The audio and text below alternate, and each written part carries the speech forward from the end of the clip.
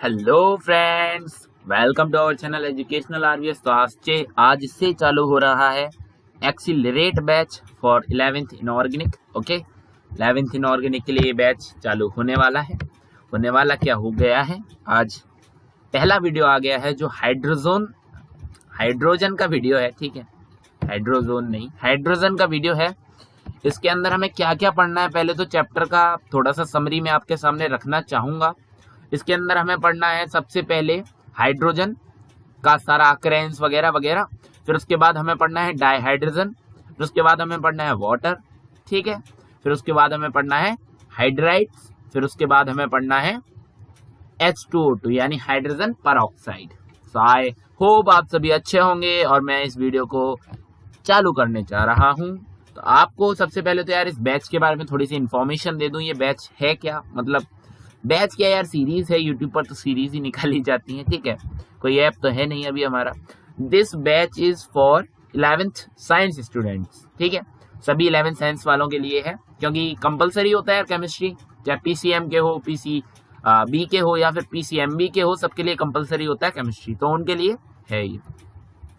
In this batch we are studying the whole inorganic chemistry. ठीक है, पूरा inorganic chemistry इस बैच में चलेगा आपका। ठीक है, पूरा इनऑर्गेनिक केमिस्ट्री चलेगा और बाकी के सरप्राइजेस भी हैं जो कि साथ ही साथ आएंगे, टाइम के साथ आएंगे। उनमें से मैं कुछ आपको हिंट देना चाहूं तो ऐसा दे सकता हूं कि आपको कुछ मैथ का मिलेगा और कुछ फिजिक्स का मिलेगा। ठीक है, वो आप बाद में देखना, अभी तो पहला ये सरप्राइज है तो इसे अभी कवर करते हैं। We are covering 1 shots for each chapter of inorganic chemistry. सभी चैप्टर इनऑर्गेनिक के हम 1 शॉट्स लेंगे। ठीक है, 11th की इनऑर्गेनिक होगी, ये बात याद रखना। और इस वीडियो के नीचे डिस्क्रिप्शन में आपको मिल जाएगा सारा पीडीएफ।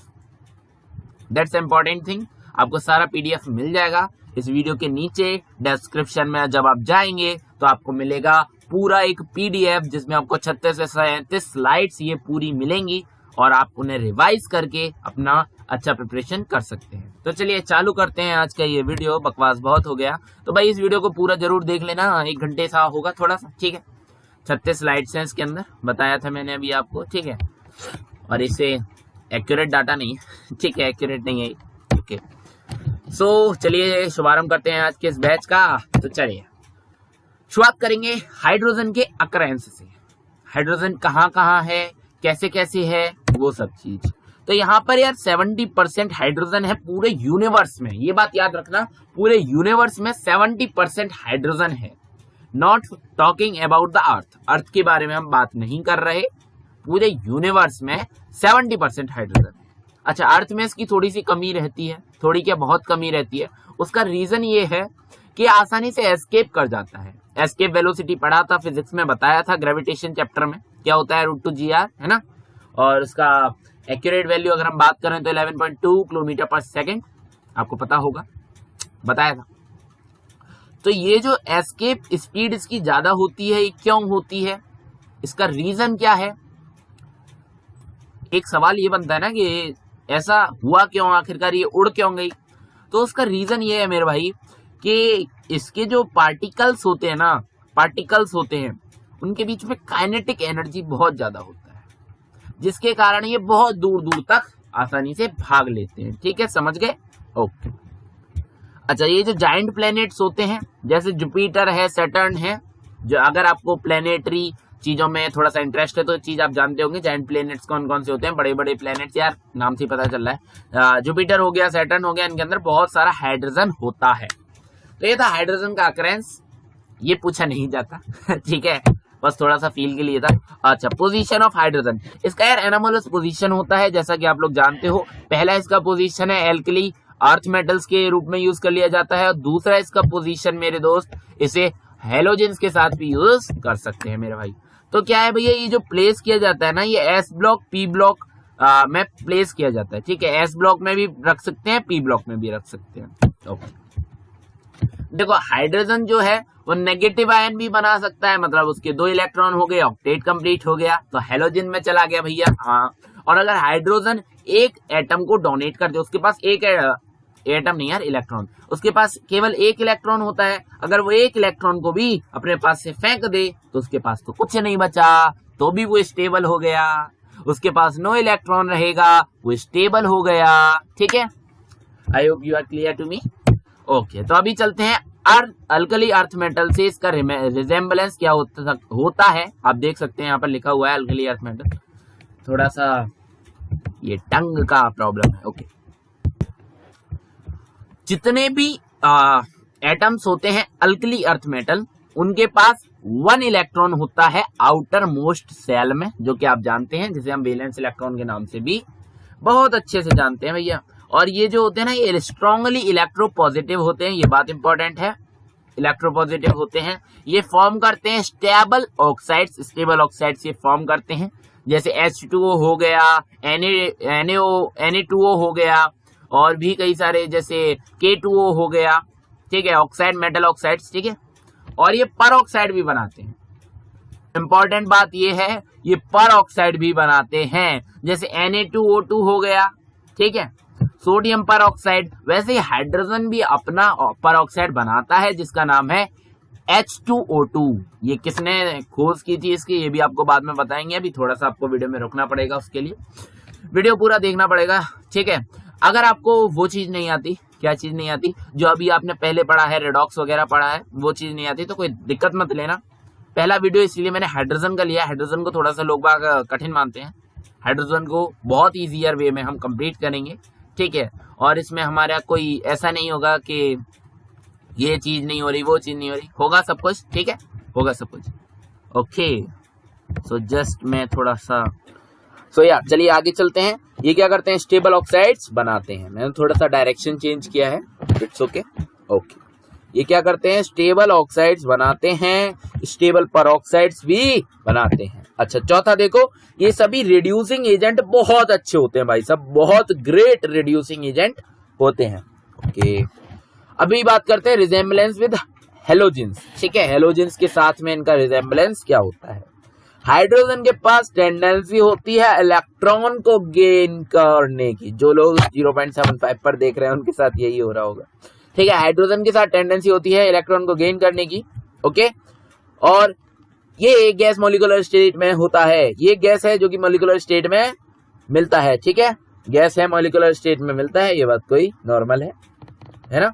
गैस है, जनरल गैस है, मॉलिक्यूलर स्टेट में मिलता है, ये बात आपको याद रहेगी। H2 डाइहाइड्रोजन मॉलिक्यूलर स्टेट हो गया।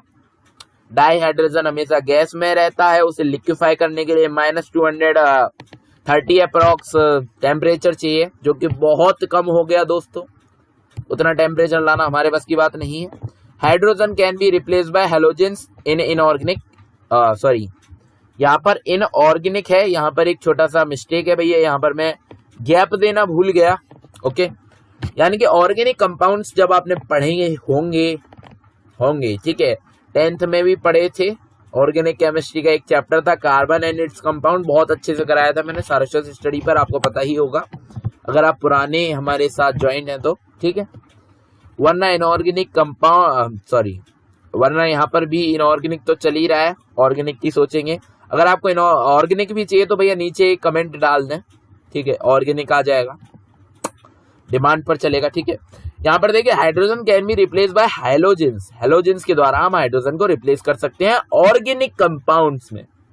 ऑर्गेनिक कंपाउंड्स में, कार्बन वाले कंपाउंड्स में हाइड्रोजन की जगह हम हेलोजेंस रख सकते हैं। 10th में खूब रखे थे, याद करो 10th में खूब रखे थे। वहां पर CH4 होता था, आप एक H को हटा के Cl डाल देते थे, Br डाल देते थे, उसे क्या कहते थे, हेलोजेंस कहते थे। याद है, आई होप आपको याद हो। अच्छा, hydrogen have smaller tendency to gain electron than halogens, ये बात इंपॉर्टेंट है। यहां पर डिसिमिलरिटीज चालू हो गई। हाइड्रोजन के पास कम एबिलिटी होती है इलेक्ट्रॉन को लेने की, किसके कंपैरिजन में, हेलोजेंस के कंपैरिजन में। यहाँ पर एक ये डिसिमिलरिटी है, याद रखना। ठीक है, और एक और डिसिमिलरिटी है, इलेक्ट्रॉन एफिनिटी लो होती है हाइड्रोजन की कंपेयर किया जाए हेलोजन से तो। ठीक है, आइसोटोप्स ऑफ हाइड्रोजन 3 आइसोटोप्स होते हैं, प्रोटियम, ड्यूट्रियम और ट्राइटियम। ठीक है, आपको पता ही होगा। और ये ड्यूट्रियम होता है, ये ट्राइटियम होता है। देखो, अब देखो प्रोटियम का अकरेंस कितना होता है, 99.98% अकरेंस होता है। ड्यूट्रियम का 16% अकरेंस होता है। ट्राइटियम का 10 to the power -15% अकरेंस होता है, मतलब कि मिलता ही नहीं है। यहाँ पर मैं इसे काटना चाहेगा, ठीक है, मैं इसे काट दूंगा। ये मिलता ही नहीं है। और एक और इम्पोर्टेंट बात, ट्राइटियम क्या है, एक रेडियो एक्टिव मेटल है, एलिमेंट है सॉरी। हाँ, ये प्रोटियम मिल जाता है, ड्यूट्रियम मिल जाता है। तो अभी आगे चलें। Tritium is a radio active element, बताया था अभी थोड़ी देर पहले। Deuterium is also called heavy hydrogen. Important point, very very very much much much important point, ठीक है। हैवी हाइड्रोजन क्या होता है, मे बी आपसे 1 मार्क्स क्वेश्चन में ये चीज पूछ सकता है। जेई वाले इधर आए तो नहीं है, आए हैं तो भी उनके लिए भी ये बन सकता है क्वेश्चन, बाई चांस। 100% गारंटी नहीं दे रहा, बाई चांस क्वेश्चन बन सकता है कि ड्यूट्रियम को हम और क्या कहते हैं, what is the second name of deuterium. उसमें आपको कह देगा हाइड्रोजन, ट्रिपल हाइड्रोजन, ट्राइटियम, है ना, और हैवी हाइड्रोजन। तो आप किस पर लगाओगे, हैवी हाइड्रोजन पर। ये 1 मार्क का क्या बन गया, मल्टीपल चॉइस क्वेश्चन बन गया, या फिर सब्जेक्टिव क्वेश्चन भी बनाया जा सकता है, ड्यूट्रियम इज ऑल्सो कॉल्ड। आपके सामने डैश छोड़ दिया, फिल इन द ब्लैंक कर दिया, अब आप क्या लिखोगे, heavy hydrogen. Okay, allotropes. 2 allotropes होते हैं, एनसीईआरटी में गिवन नहीं है। 2 एलोट्रोप्स होते हैं, एनसीईआरटी में गिवन नहीं है। दोनों में से पहला एलोट्रोप है ऑर्थो, जो कि क्या है, पैरेलल स्पिन का होता है। अच्छा, दूसरा एलोट्रोप है पैरा, नॉट पारा। दूसरा एलोट्रोप है पारा, एंटी पैरेलल स्पिन का होता है। अच्छा, ये पीछे से भी आ रहा है। पहला है ऑर्थो, दूसरा है पारा। ओके, पहला ऑर्थो, दूसरा पारा, याद रखना, पहला ऑर्थो, दूसरा पारा। इन दोनों का जो मेन चीज हमें याद रखनी है वो ये कि ऑर्थो में पैरेलल स्पिन होता है, पारा में anti parallel spin. Okay, dihydrogen और हाइड्रोजन गैस, या दैट्स इंपॉर्टेंट टॉपिक। डाइहाइड्रोजन और हाइड्रोजन गैस। अभी यहाँ से हमारा रियल वीडियो चालू हुआ, देख लेते हैं कितनी मिनट हमने खराब की हैं। जी हाँ, 12 मिनट अब हम खराब कर चुके हैं। अब ज्यादा स्पीड से चलेंगे, ठीक है। ओके, खराब करने वालों को स्पीड में चलना पड़ता है। H2 is the general form of hydrogen, it is a gas, ठीक है। H2 एक जनरल फॉर्म होती है हाइड्रोजन की, और ये एक गैस होती है, ठीक है, ये बात आपको पता है। 2 hydrogen atom makes covalent bond between them, then produce H2। Okay, ये भी कोई बड़ी बात नहीं है, बस इतना ही है। ओके, अब इसका प्रिपरेशन देख लो लेबोरेटरी लेवल पर। जिंक के साथ HCl मिला दिया तो ZnCl2 बना और H2 बना, याद रखना। इंपॉर्टेंट। जिंक के साथ HCl मिला दिया तो ZnCl2 बना, प्लस में H2 बना, याद रखना, बहुत इंपॉर्टेंट है, बहुत इंपॉर्टेंट है बचवा। यहाँ पर मेरे पास H2O है, थोड़ा सा बिहारी स्टाइल था। मेरे पास यहाँ पर H2O है, H2O को मैंने क्या किया, इलेक्ट्रोलाइसिस किया, तो क्या बना, 2H2 बना, O2 बना, ठीक है। एक्टिव मेटल्स जब वाटर से रिएक्ट करेंगे तो क्या होगा, देख लो भैया क्या होगा, Fe प्लस H2O क्या बना, Fe3O4। यार ये O4 नीचे लगना चाहिए था। ओके, कोई दिक्कत नहीं, इसे काट के लिख देते हैं वरना आप कंफ्यूज हो जाएंगे।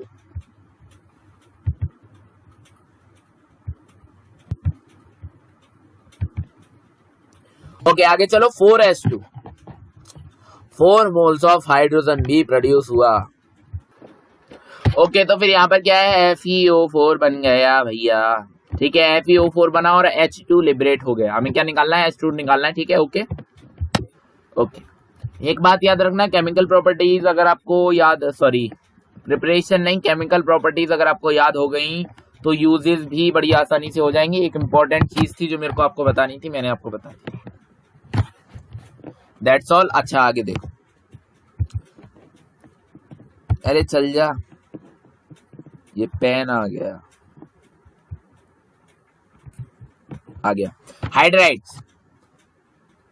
हाइड्राइड्स के साथ क्या मिलाओगे, H2O। देखो, जिंक के साथ HCl मिलाना है, Fe के साथ H2O मिलाना है, हाइड्राइड्स के साथ H2O मिलाना है, तब जाके H2 निकलेगा। ओके, और H2O का इलेक्ट्रोलाइसिस करना है तो हाइड्रोजन और ऑक्सीजन निकाल के देगा। सिंपल बात, हलवा खा लिया हमने। ओके, इनऑर्गेनिक का ये छोटा सा हलवा था, तो आप बताइएगा कैसा लगा। ठीक है, Zn+2HCl याद रख लो। दोबारा से एक और बार रिपीट कर रहा हूँ, Zn+2HCl give jigs out ZnCl2 + H2। H2O से बनता है H2 प्लस 2H2 + O2। यार ये तो तुम कर लोगे ना, क्या है यार इसमें। ठीक है, यहाँ पर 2H2O, यहाँ पर 2 रह गया लगाना। ठीक है, एक्टिव मेटल्स जब वाटर से रिएक्ट करते हैं तो Fe+H2O और ये सारी चीजें निकलती हैं। ओके, सॉल्ट निकलता है और 4H2O निकलता है। और यहाँ पर जब हाइड्राइड्स मेरे पास कैल्शियम हाइड्राइड है, हाइड्राइड्स का भी पूरा कंसेप्ट आएगा। रुको रुको रुको रुको रुको। ठीक है, कैल्शियम हाइड्राइड्स को जब मैं H2O में डालूंगा तो यहाँ पर मेरे पास कैल्शियम हाइड्रोक्साइड निकलेगा और साथ में H2 निकलेगा। इसका नाम नहीं है कुछ। Okay, industrial preparation of hydrogen, जिसमें सबसे पहला प्रिपरेशन है इलेक्ट्रोलाइसिस ऑफ वाटर। और बेरियम क्लोराइड का भी इलेक्ट्रोलाइसिस हो जाता है भैया, बेरियम क्लोराइड का भी इलेक्ट्रोलाइसिस हो जाता है। उससे भी हम आसानी से हाइड्रोजन बना सकते हैं। बोच प्रोसेस इंपॉर्टेंट प्रोसेस है, याद रखने की। क्या है, मेरे पास कार्बन है और H2O है, दोनों को मिक्स कर दिया, कार्बन मोनोऑक्साइड मिला और H2 मिला, जो कि सिन गैस है। आपको एक बात बता दूं, ये जो कार्बन मोनोऑक्साइड होता है ये अकेला एग्जिस्ट नहीं करता, साथ में किसी को मिला के चलेगा। अकेला एग्जिस्ट नहीं करेगा, साथ में किसी को मिला के चलेगा। तो इसलिए क्या बना, सिन गैस बना। अकेला एग्जिस्ट नहीं करेगा, साथ में किसी को मिला के चलेगा, इसलिए सिन गैस बन गया। बस खत्म कहानी। अच्छा, सिन गैस जो होता है वो होता है सी। यहाँ पर मैंने क्या किया, सिन गैस को दोबारा से H2O से रिएक्ट कराया। यहाँ पर एक इम्पोर्टेंट मिस्टेक हो गया हमसे, मिस्टेक भी इम्पोर्टेंट होने लग गए। ठीक है, मैंने यहाँ पर इसे वाटर में डाला, सिन गैस को दोबारा से वाटर में डाला। ठीक है, कार्बन मोनोऑक्साइड टॉक्सिक होता है, इधर से हमारे पास थोड़ा सा हाइड्रोजन आया। ठीक है, कार्बन मोनोऑक्साइड टॉक्सिक होता है, तो हमने कहा भैया ये जो सिन गैस निकली है, CO निकली है, साथ में कुछ H2O के ट्रेसेस निकले हैं, इसको मैं H2O से दोबारा से रिएक्ट करा दूंगा और मेरे को क्या मिलेगा, कार्बन डाइऑक्साइड और साथ में हाइड्रोजन। ये चौथा और मोस्ट इंपॉर्टेंट प्रोसेस है जो है पेट्रोकेमिकल्स। ठीक है, याद रहना चाहिए ये पेट्रोकेमिकल्स से दोस्तों 70% हाइड्रोजन बनता है। बस इतना ही याद रखने की चीज है, पेट्रोकेमिकल्स से दोस्तों 70% हाइड्रोजन का फॉर्मेशन होता है। दैट्स ऑल, बस खत्म। Physical properties of H2, odourless, tasteless, colourless. याद रख लोगे, odourless, tasteless, colourless, odourless, tasteless, colourless, odourless, tasteless, colourless. Okay, ये लाइटेस्ट एलिमेंट होता है, इसका रो होता है 0.06 ग्राम पर सेंटीमीटर, 0.06 ग्राम पर सेंटीमीटर क्यूब। सही है या सही है? हाँ, सीसी को सेंटीमीटर क्यूब कहते हैं दोस्तों, सीसी को सेंटीमीटर क्यूब कहते हैं। भाई मेरे पास मार्कर ओके यहाँ अवेलेबल है, सीसी को सेंटीमीटर क्यूब कहते हैं। ओके, हमें पता है वाटर का डेंसिटी कितना होता है, वाटर का रो कितना होता है, जो कि आप अभी देख के आ रहे हो फ्लूइड वाली सीरीज में, आपको याद रहना चाहिए। थर्मल अभी तक आया नहीं है आई थिंक, वरना थर्मल आज मैंने शूट किया था। ग्राम पर सेंटीमीटर क्यूब होता है, 1 ग्राम पर सेंटीमीटर क्यूब होता है, 1 ग्राम पर सीसी होता है, 1 ग्राम पर सीसी। ये किसका है, वाटर का डेंसिटी है।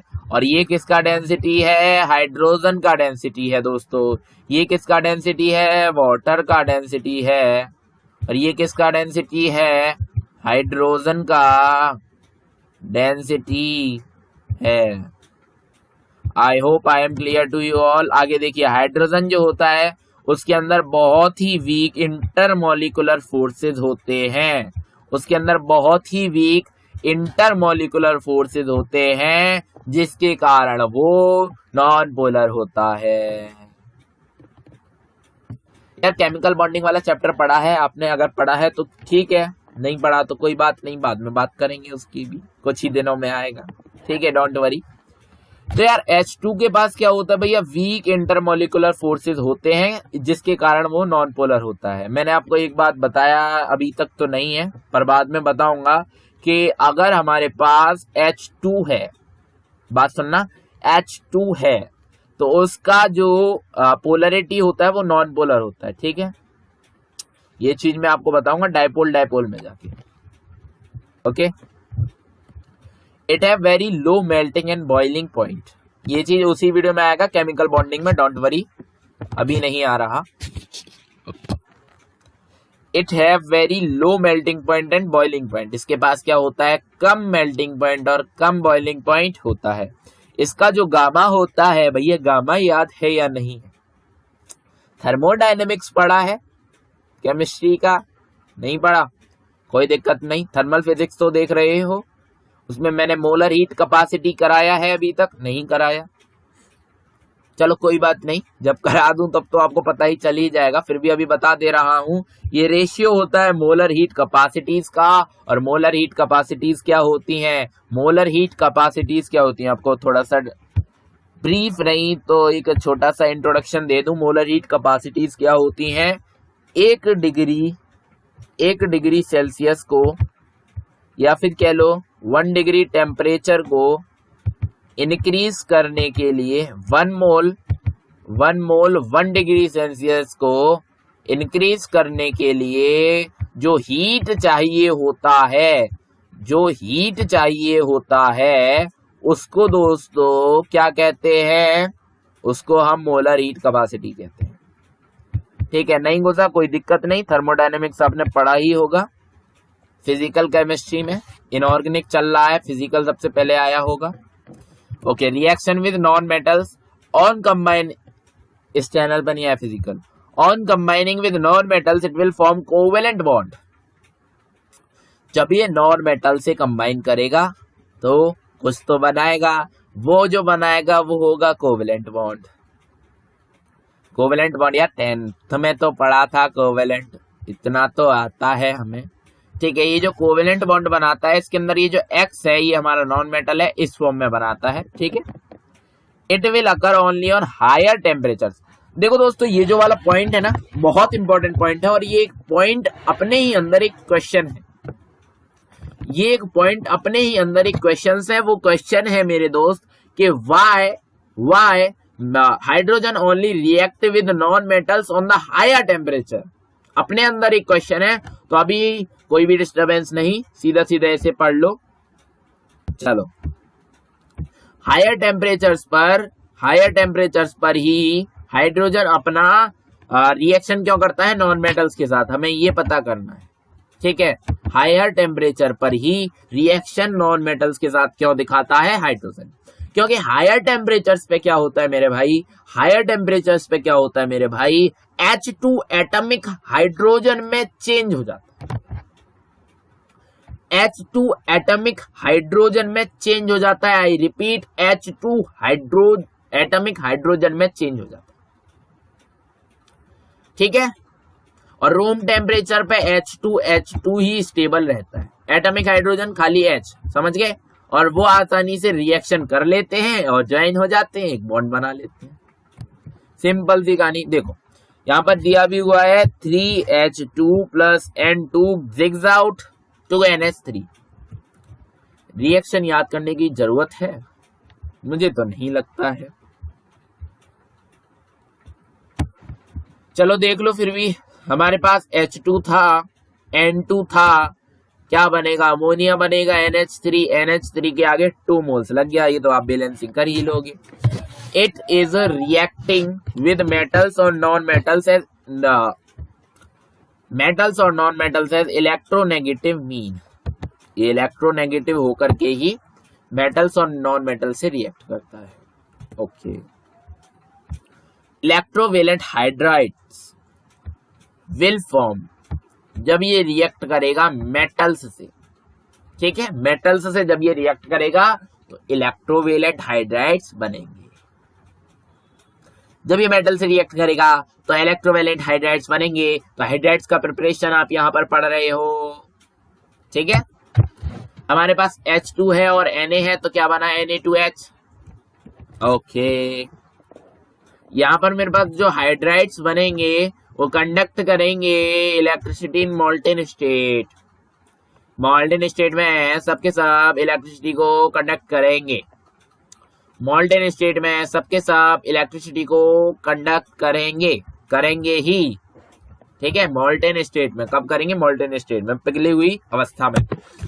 इनडायरेक्टली से, नॉट डायरेक्टली से। Reducing property, H2S property to reduce the oxides of a less electropositive elements। ठीक है, H2 के पास एक प्रॉपर्टी होती है रिड्यूस करने की ऑक्साइड्स को लेस इलेक्ट्रोपॉजिटिव एलिमेंट्स की। देखो जैसे हमारे पास यहाँ पर कॉपर ऑक्साइड, देखो जो 10th में मेंटल एक्टिविटी सीरीज पढ़ी थी उसमें आपने देखा होगा चा H2 के नीचे आते हैं, है ना, हाइड्रोजन के नीचे चा वाले एलिमेंट्स आते हैं, CHAA। शायद आपको याद नहीं हो, शायद आपने वो वीडियोस नहीं देखे हो, इसीलिए मैं यहां पर भी एक्सप्लेन कर दे रहा हूं। CHAA। ओके, यहां पर C हो गया दोस्तों कॉपर, H हो गया मर्क्यूरी, A हो गया आपका सिल्वर, ये हो गया गोल्ड। ये चारों एलिमेंट्स बड़ी आसानी से, इन चारों के साथ बड़ी आसानी से हाइड्रोजन रिएक्ट करेगा और अपना रिड्यूसिंग प्रॉपर्टी दिखाएगा। ठीक है, तो रिड्यूसिंग प्रॉपर्टी कैसे दिखाएगा वो तो आप जानते हो, ऑक्सीडेशन नंबर कम हो जाएगा। देखो यहाँ पर कितना ऑक्सीडेशन नंबर था, यहाँ पर ऑक्सीजन के पास -2, तो इसके पास हो गया दोस्तों 2। कॉपर के पास यहाँ पर ऑक्सीडेशन नंबर 2 था, ऑक्सीडेशन हो जाएगा। रिड्यूसिंग प्रॉपर्टी दिखाएगा, देखो रिड्यूसिंग प्रॉपर्टी दिखाएगा तो इसका रिडक्शन करेगा। जब भी कोई भी चीज रिड्यूसिंग प्रॉपर्टी दिखाती है तो रिडक्शन करती है। रेडॉक्स रिएक्शन का वीडियो आएगा, इसी के जस्ट बाद आएगा, हाइड्रोजन के जस्ट बाद आएगा। थोड़ा सा रेटिंग देखा जाएगा एक्सेलरेट बैच को, आप कितना रेटिंग दे रहे हो, फिर उसके बाद प्लानिंग किया जाएगा कि ऐसे ही वीडियोस रखे जाएं या फिर बोर्ड वीडियोस डाले जाएं। ठीक है, और आप भी अपनी राय जरूर देना नीचे कमेंट बॉक्स में, आपके लिए हमेशा खुला रहा है कि बोर्ड के वीडियोस चाहिए आपको या फिर ऐसे वीडियोस चाहिए। मैं एक सिंगल कमेंट से भी मान जाऊंगा। ठीक है, तो यहाँ पर मेरे पास क्या है भैया, कॉपर के पास हमारे पास दो क्या है ऑक्सीडेशन नंबर है, और यहाँ पर जाके दोस्तों कितना हो गया, 0 हो गया। कॉपर अपनी ओरिजिनल स्टेट में आ गया, ओरिजिनल स्टेट में ऑक्सीडेशन नंबर 0 होता है। नहीं पढ़ा रेडॉक्स रिएक्शन, कोई दिक्कत नहीं, भूल जाओ, जो मैंने बोला सब भूल जाओ। पर 10th में रेडॉक्स रिएक्शन पढ़ा था, उसका कंसेप्ट लगाओ। देखो ऑक्सीजन उधर चला गया, हाइड्रोजन का ऑक्सीडेशन हो गया, तो इसका क्या होगा, रिडक्शन होगा। Okay, hydrogen does not able to reduce the oxides of alkali and alkali earth metals. ठीक है, ओके, अल्कली और अल्कली अर्थ मेटल्स का ऑक्साइड को हाइड्रोजन रिड्यूस नहीं कर सकता। ओके, वाटर क्या होता है, वाटर एक बहुत इसेंशियल कंपाउंड है हमारी लाइफ के लिए, जिसके कारण मेरा भी गला सूख रहा है और कुछ का कुछ बोल रहा है, तो मैं जरा सा वाटर पी के आता हूँ, आप थोड़ा सा वेट रखिएगा। सही दे रहा है, एम बैक। ठीक है, दोबारा से आ जाते हैं, अब फिर से वाटर पढ़ेंगे। देखो कितनी तेज हलचल कर रहा है ये, मैं नहीं बोल रहा तो नहीं जा रहा, मतलब एक्सटर्नल वॉइस नहीं है, क्या है थोड़ी सी, वो तो आप लोग कमेंट कर दोगे, एक्सटर्नल पे छोड़ोगे नहीं मुझे। हाँ, तो अभी देखो मेरे पास ये 18th स्लाइड चल रहा है। अरे भैया, हाँ, वाटर एक बहुत इसेंशियल कंपाउंड है लाइफ के लिए, और इसका जो ट्रिपल पॉइंट होता है वो 0.01 डिग्री सेल्सियस होता है, जो कि आपको थर्मोमेट्री के लेक्चर में और अच्छे से बताया जाएगा। वाटर का ट्रिपल पॉइंट क्या होता है, ट्रिपल पॉइंट का मतलब क्या होता है, तीनों फेसेस, लिक्विड और गैस और सॉलिड, तीनों में अगर वाटर रहता है तो उसे हम ट्रिपल पॉइंट कहते हैं, और ट्रिपल पॉइंट उसका 0.01 डिग्री सेल्सियस होता है, जिसको अगर केल्विन में चेंज करें तो 273.16 केल्विन हो गया। फ़ारेनहाइट का इतना कोई महत्व नहीं होता हमारे सिस्टम में। ठीक है, ब्रिटिश सिस्टम में बहुत यूज है उसका। 97.30 4% of water is not for drinking purpose. तो आज से आप पानी वेस्ट करना छोड़ देंगे, आई होप छोड़ देंगे, छोड़ना पड़ेगा, क्योंकि अगर आपने पानी वेस्ट करना ऐसे ही जारी रखा तो पानी खत्म हो जाएगा दोस्तों। जितना भी पानी आपको पता है 60 से 70% है वाटर हमारे यहाँ पर, 60 से 70% है वाटर हमारे यहाँ पर, और वो सारा अगर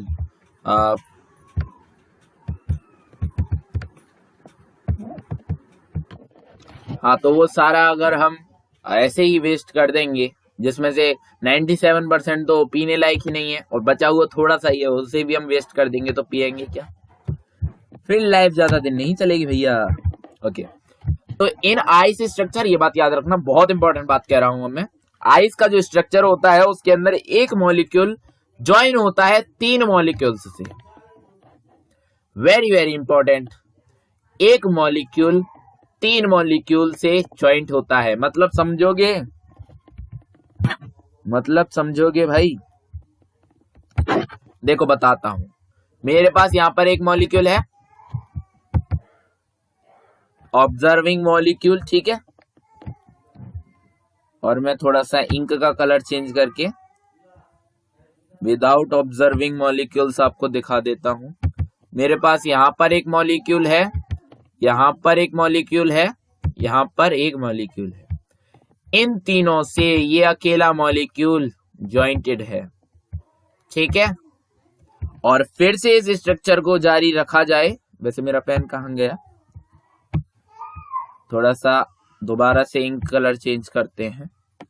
ओके, फिर से इस स्ट्रक्चर को जारी रखा जाए तो ये जो मॉलिक्यूल है ये भी 3 मॉलिक्यूल्स से आपस में जुड़ा होगा। फिर ये जो मॉलिक्यूल है ये भी 3 मॉलिक्यूल्स से आपस में जुड़ा होगा। फिर ये जो मॉलिक्यूल है ये भी 3 से जुड़ा होगा। फिर ये जो एक मॉलिक्यूल है यहाँ पर ये भी 3 से जुड़ा होगा। मतलब इस तरीके से आगे स्ट्रक्चर बनता जाएगा, ठीक है। आई होप इतनी सी बात आपको क्लियर हुई। अब देखो फिजिकल प्रॉपर्टीज क्या होती है वाटर की। कलरलेस होता है, वायलेट लिक्विड होता है, ठीक है, टेस्टलेस नहीं होता। Due to high dielectric constant, ये पोलर नेचर का होता है। पोलर नेचर का क्यों होता है उसका भी एक रीजन है, अगर आपने केमिकल बॉन्डिंग आता है तो फिर वो लोग आप जानते हो। ये क्या होता है, ये डाइपोल, इसके अंदर डाइपोल मूवमेंट होता है दोस्तों, डाइपोल मूवमेंट इसके अंदर होता है, ठीक है, डाइपोल मूवमेंट होता है इसके अंदर। यानी कि एक लोन पेयर होता है, सीधी सीधी बात आपसे करी जाए विदाउट घुमाए, एक लोन पेयर होता है जिसके कारण हम कह लेते हैं ये डाइपोल मूवमेंट होता है इसके अंदर, और जिसके कारण हम कह लेते हैं ये पोलर नेचर का होता है। और दूसरी भाषा में अगर आपसे कहा जाए तो इसका डाइलेक्ट्रिक कांस्टेंट थोड़ा ज्यादा होता है, इसलिए पोलर नेचर का है। और एक और भाषा में कहा जाए तो ये एक्सीलेंट सॉल्वेंट होता है, क्योंकि इसका डाइलेक्ट्रिक कांस्टेंट हाई होता है। डाइलेक्ट्रिक कांस्टेंट अभी तो हम ज्यादा नहीं डिस्कस करेंगे, ठीक है, आगे चलते।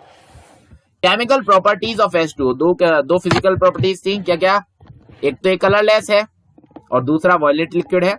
और दूसरी फिजिकल प्रॉपर्टी इसका डाइलेक्ट्रिक कांस्टेंट थोड़ा सा हाई है, जिसके कारण ये पोलर है नेचर में, जिसके कारण ये पोलर है नेचर में। और दूसरी बात ये अच्छा सॉल्वेंट भी है हाई डाइलेक्ट्रिक कांस्टेंट के कारण। और देखो ये न्यूट्रल होता है। शुरुआत करते हैं केमिकल प्रॉपर्टीज की। तो भैया ये न्यूट्रल होता है, ये जो हमारे भाई साहब है, वाटर भाई साहब, पानी भाई साहब, ये थोड़े से न्यूट्रल होते हैं, थोड़े से नहीं पूरे न्यूट्रल होते हैं। इनका पीएच भैया 7 होता है। पूरे न्यूट्रल क्यों होते हैं, क्योंकि इनके पास एक हाइड्रोजन का आयन हो गया H+, जिसको हाइड्रोनियम आयन भी कहते हैं, ठीक है, और एक OH- का आयन हो गया। ये दोनों आयन्स प्रेजेंट होते हैं हाइड्रोजन के अंदर। देखो दोनों को प्लस कर लो भैया, क्या बना H2O, सही है, H2O। ओके, वाटर के अंदर हाइड्रोजन और ऑक्सीजन होता है, ठीक है। वाटर रिएक्ट करता है मेटल्स से और प्रोड्यूस करता है H2 और सॉल्ट्स। इसका एक एग्जांपल मैं आपको बताना चाहूंगा, शायद मैंने यहाँ पर लिखा है, नहीं लिखा। तो अभी मेरे को एक एग्जांपल आपको इसका बताना पड़ेगा। मेरे पास सोडियम है, सोडियम के साथ मैंने वाटर रिएक्ट किया, तो मेरे पास क्या बन के आएगा बोलिए। मेरे पास सोडियम है, सोडियम के साथ मैंने H2O मिलाया, वाटर मिलाया, तो मेरे पास प्रोडक्ट क्या बन के आएगा। मेरे को H2 गैस अलग रख देनी है, ठीक है, H2 गैस अलग रख देनी है, और मेरे पास यहां पर आएगा Na, सोडियम, ऑक्सीजन, NaO, ठीक है, ऑक्साइड, ऑक्सी कंपाउंड बनेगा, सीधी सीधी बात, ठीक है, सोडियम, ऑक्सीजन और हाइड्रोजन NaOH, ठीक है, इसे ऑक्सी कंपाउंड भी कहते हैं दोस्तों।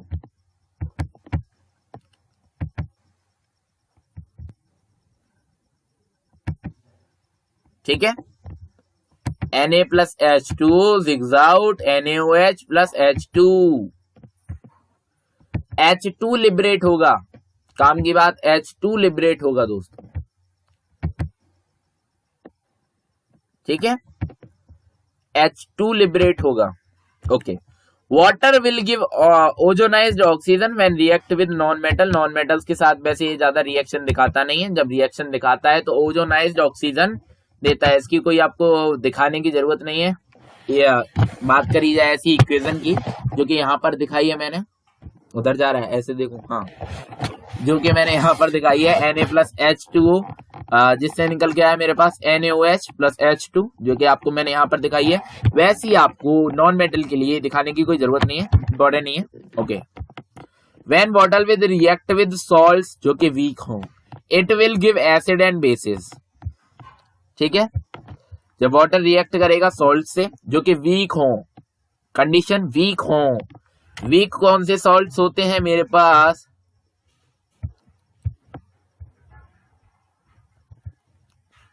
चलो भैया ये साफ नहीं हो रहा,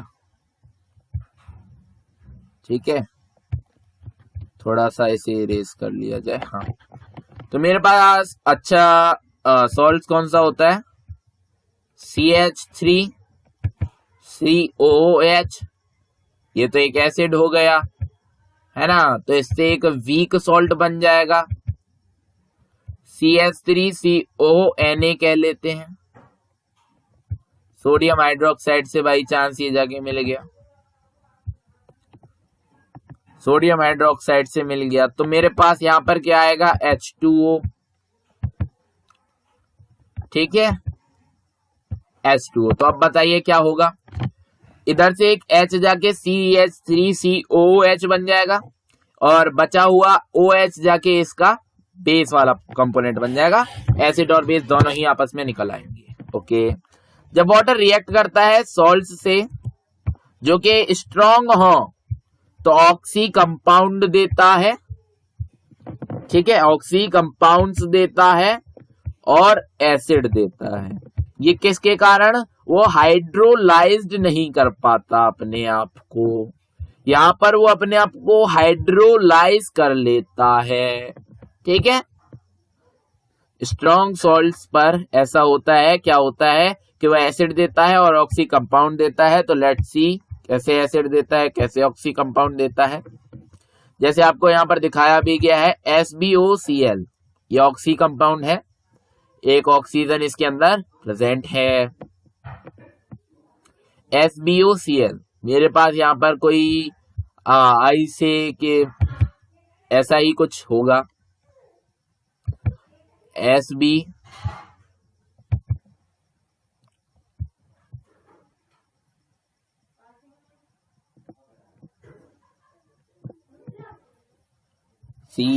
SCl, यहाँ पर ऐसा ही कोई सॉल्ट था मेरे पास, मैंने इसे फॉर्म किया।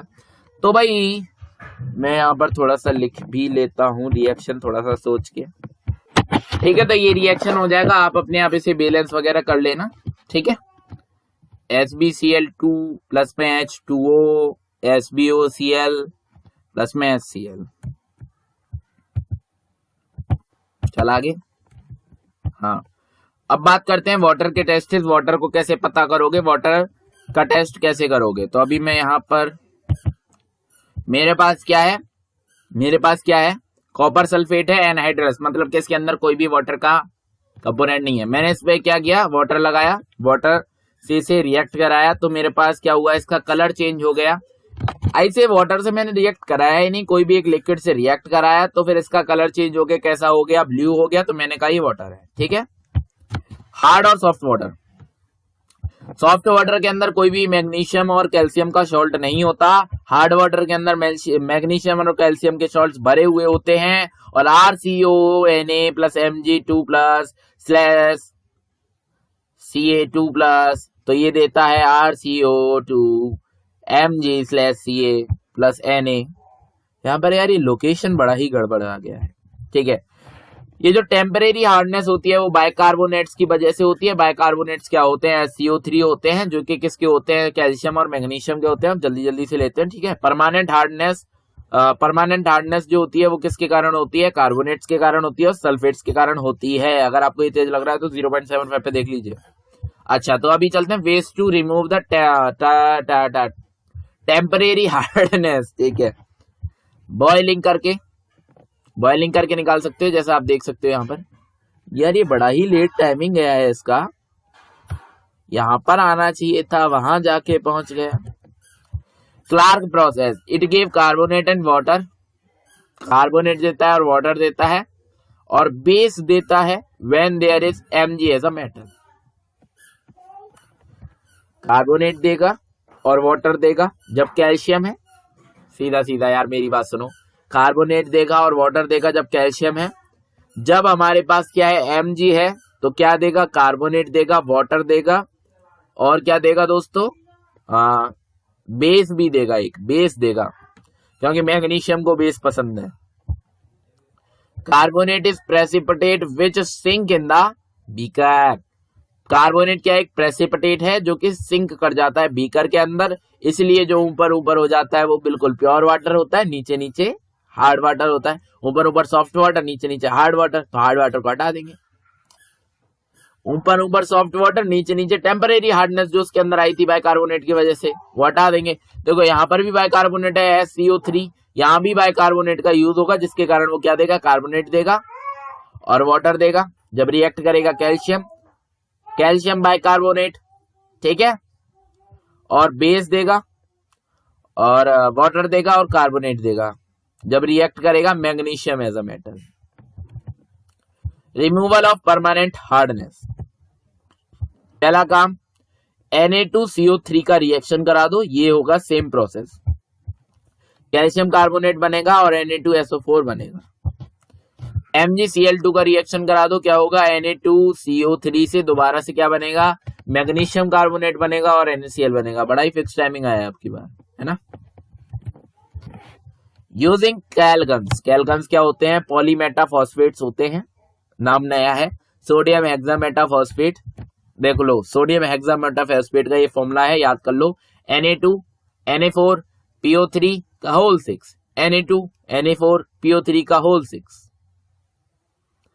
Na2 Na4 PO3 का होल 6, 2Ca2 प्लस। जब हम इसके साथ रिएक्ट करेंगे तो इस तरीके का देगा, ठीक है, ऐसा दे देगा, यहां पर आ जाएगा Ca, और ये क्या कर जाएगा, ये नीचे घुस जाएगा। अच्छा ये क्या है, ये Ca क्या है, ये Ca एक आयन आया, इसमें से निकल के, सल्फेट में से, कार्बोनेट में से, किसी से भी निकल के एक आयन आया। तो दो प्रोसेस होंगे आपके पास, या तो फिर Na2CO3 से रिएक्ट करा दो या फिर कैलगन से रिएक्ट करा दो, आसानी से परमानेंट हार्डनेस मिट जाएगी। हैवी वाटर D2O, इसे फाइंड किया था ओरे साहब ने। इसका प्रिपरेशन कैसे होता है, मल्टीपल इलेक्ट्रोलाइसिस किया जाए ऑर्डिनरी वाटर का, या फिर फ्रैक्शनल डिस्टिलेशन किया जाए ऑर्डिनरी वाटर का, तब जाके मिलता है। ये कलरलेस, ऑर्डरलेस, टेस्टलेस होता है और मोबाइल लिक्विड होता है। केमिकल प्रॉपर्टीज की अगर इसकी मैं बात करूं तो ये D2 देता है जब ये D2 और ऑक्सी कंपाउंड देता है जब ये रिएक्ट करता है मेटल से, सेम एज वाटर। हाँ, वाटर जब मेटल से रिएक्ट करता था तो क्या वो D2 और ऑक्सी कंपाउंड देता था? जी हाँ, देता था। नहीं मानते यार, तुम्हें प्रूफ चाहिए तो पीछे चलो ना स्लाइड के। Chemical properties of water, water react with metal and produce H2 and salt, water react with metal and produce H2 and salt. तो वो H2 और सॉल्ट कौन सा था, ऑक्सी कंपाउंड सॉल्ट था। मैं यहाँ पर लिखना भूल गया थोड़ा, अभी आपको करके दिखाया था, वीडियो के पीछे जाके देख लो।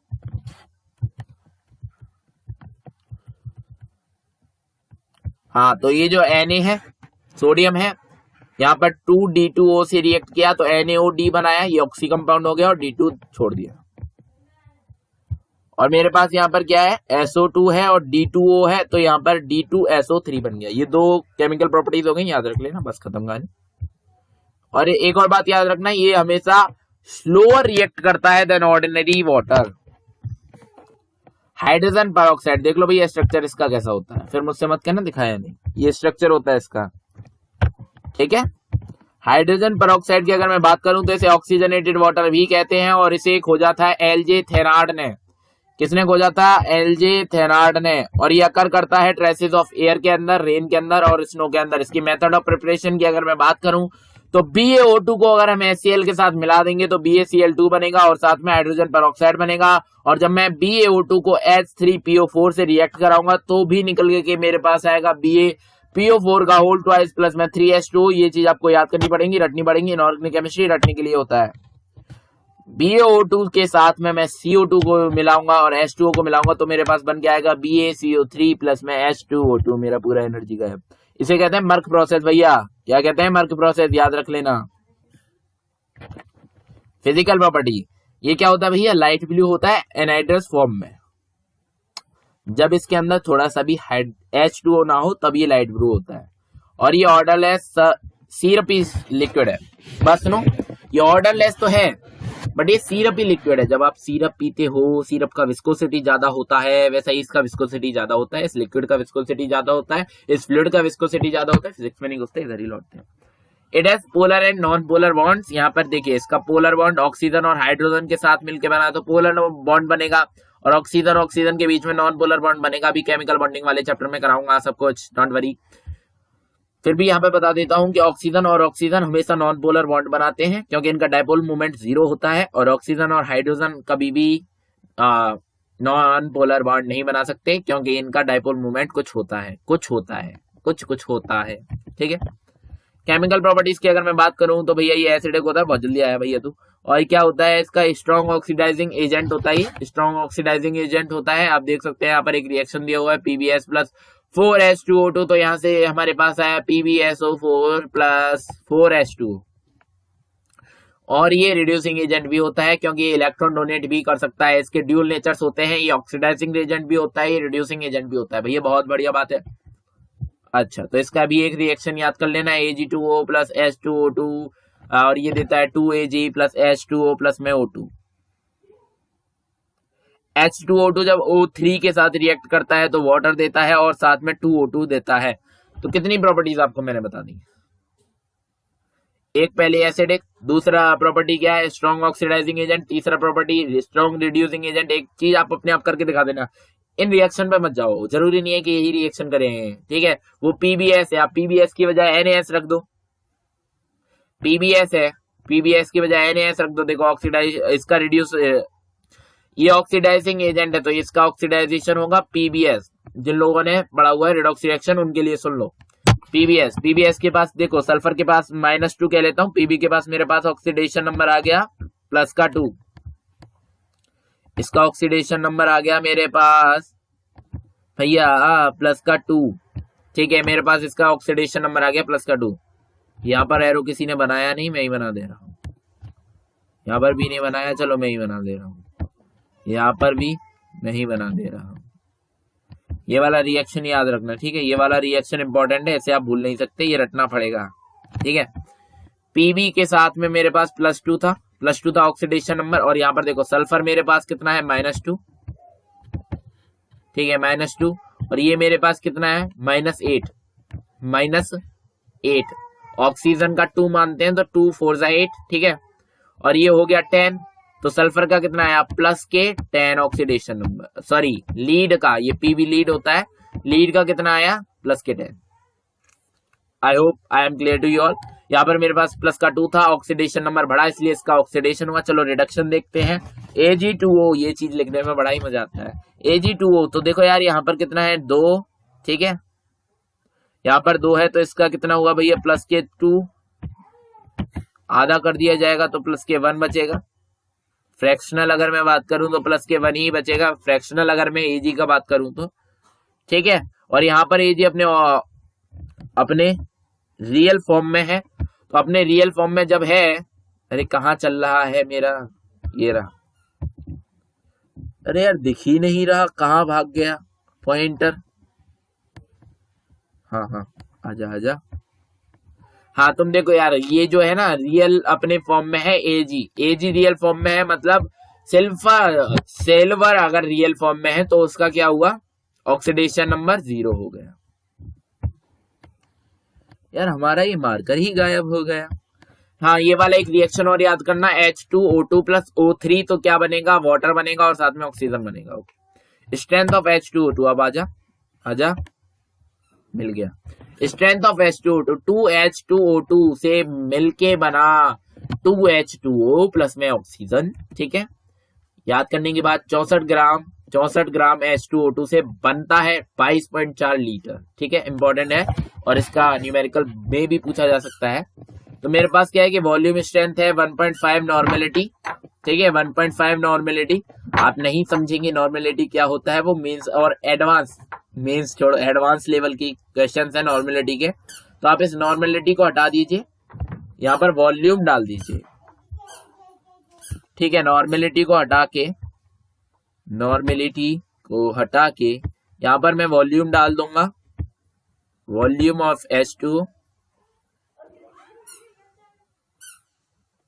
मेथड ऑफ सॉल्विंग आप देख लीजिए, मेरे पास क्या है, x ग्राम है, x ग्राम से मेरे पास कितना बना, 1.5 लीटर ऑक्सीजन बना, ठीक है।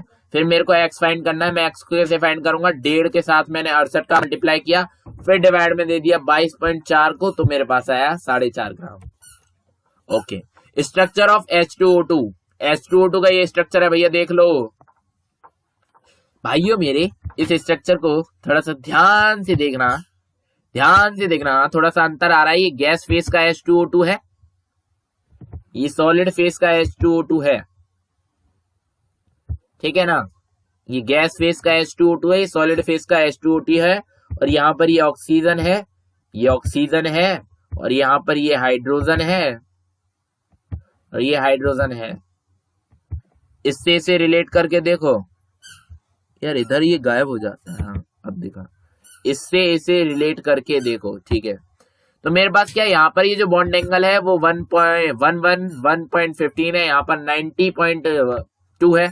मतलब अगर मैं बात करूं ये एक बुक की तरह खुला हुआ, तो ये वाली बुक थोड़ी सी ऐसे खुली है, ऐसे खुली है, ठीक है, ऐसे खुली है, और ये वाली बुक थोड़ी सी ऐसे बिल्कुल राइट एंगल पे खुली है। यारो ये दिख ही नहीं रहा मेरा हाथ, ठीक है, राइट एंगल पर खुली है, ठीक है। ये वाली जो बुक है वो राइट एंगल पर खुली है, और ये वाली बुक थोड़ी सी राइट एंगल पर नहीं खुली, और इसका ये जो बॉन्ड लेंथ है वो भी थोड़ी सी का ज्यादा है, इससे एंगल कम है, लेंथ ज्यादा है, बस ये इतना याद रखो। अब देख लो 2021 का सिलेबस क्या है, देख लो, इसमें बहुत कुछ हमने एक्स्ट्रा भी कराया है, स्क्रीनशॉट ले लो, देख लो, पढ़ लेना। चलो हाइड्रेट्स पर चलते हैं, जिसकी मैंने बात करी थी आप लोगों से ही शुरुआत में, बहुत गलत बात है ये टॉपिक, अब बात आ रही है, बहुत गलत है। The compounds of hydrogen in which H is supposed as a H minus is called hydrides. Okay. I will see how many time I consumed of yours. Oh, 53 minutes. Now see, ionic hydrides या फिर salt hydrides, ये क्या होते हैं, ये form होते हैं S block elements के साथ में, X ब्लॉक मेटल्स के साथ में, हाइड्रोजन के फॉर्मेशन से ये बनता है, और ये बनता है मेरे दोस्त LiH।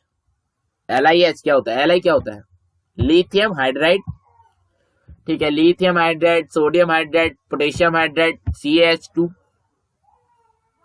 यहां पर एक बात याद रखना, ये जो हाइड्रोजन है वो एटॉमिक फॉर्म में यहां पर एक्ट कर रहा है। मैं यहां पर हाइड्रोजन को लेके यहां पर लिख दे रहा हूं एटॉमिक हाइड्रोजन, ठीक है, एटॉमिक हाइड्रोजन, सीधा सीधा H है, डायटॉमिक नहीं है, मतलब H2 नहीं है। Okay, ionic hydride I think आपको क्लियर होगा। कोवेलेंट हाइड्राइड्स क्या होते हैं? Compounds of the hydrogen with P block elements, ठीक है। पी ब्लॉक एलिमेंट्स के साथ में जो हाइड्रोजन बनते हैं उन्हें हम क्या कहते हैं? कोवेलेंट हाइड्राइड्स कहते हैं, जैसे कि NH3, HF, PH3 वगैरह वगैरह। कोवेलेंट हाइड्राइड्स के भी कई सारे टाइप हैं, जैसे इलेक्ट्रॉन डेफिशिएंट हाइड्राइड, इसमें क्या होता है? Element of 13th group, 13th group इसके साथ ऐड होते हैं जो कि लुईस एसिड बनाते हैं। और लुईस एसिड के बाद क्या होती है? एक टेंडेंसी होती है एक पूरा का पूरा लोन पेयर लेने की, यानी कि कोऑर्डिनेट बॉन्ड बनाने की जो टेंडेंसी होती है वो इन हाइड्राइड्स के पास होती है, इलेक्ट्रॉन डेफिशिएंट हाइड्राइड्स के पास में। Okay, electron precise hydride with element of 14th group, जो 14वें ग्रुप के एलिमेंट्स होते हैं, दैट इज कार्बन, ठीक है। 14वें ग्रुप के जो एलिमेंट्स होते हैं उनके साथ में ये जब बन के मिलाते हैं तो क्या बनता है भैया? Hydrogen precise hydride. यहाँ पर कोई भी बॉन्ड पेयर आप ले नहीं सकते, सॉरी लोन पेयर आप ले नहीं सकते, लोन पेयर आप दे नहीं सकते, ठीक है। अच्छा, जो इलेक्ट्रॉन रिच हाइड्राइड होते हैं वो जिन्हें कहते हैं लुईस बेस, ये क्या कर सकते हैं? ये क्या कर सकते हैं? ये जो पूरा का पूरा एक लोन पेयर है उसे दे सकते हैं, ठीक है। और ये 15th, 16th और 17th ग्रुप के साथ में मिलके बनाते हैं। ओके, मेटेलिक और इंटरस्टिशियल हाइड्राइड्स, मेटेलिक हाइड्राइड्स, ठीक है। मेटेलिक हाइड्राइड्स का बस ये है कि ये डी ब्लॉक और एफ ब्लॉक वाले के साथ में मिलके बनते हैं, और इनका जो रेशियो है ना यार वो कुछ अजीब सा होता है। देख लो भैया, इधर ही देख लो, यहाँ पर हाइड्रोजन की जो पावर है नीचे जाने वाली, ये जो पावर है वो आप देख सकते हो 1.2345 इस तरीके का होता है थोड़ा सा, ठीक है। Last topic, hydrogen as a fuel. Hydrogen heat of combustion of hydrogen is greater than other compounds.